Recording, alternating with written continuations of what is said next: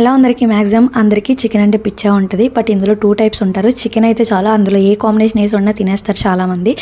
Type 2 ఉంటారు, ఏ combination నచ్చదు, only curry fry అయితేనే తింటారు. నేను టైప్ 2 అనమాట. మీరు ఏ టైప్ అనేది కమెంట్ చేసి చెప్పండి. బట్ మా ఆయనకి చాలా ఇష్టమని అప్పుడప్పుడు గోంగూర చికెన్ చేస్తాను. శుభ్రంగా కడిగి పెట్టుకున్న గోంగూరని ఫస్ట్ అయితే ఆయిల్లో వేయించుకొని పక్క తీసుకోవాలండి.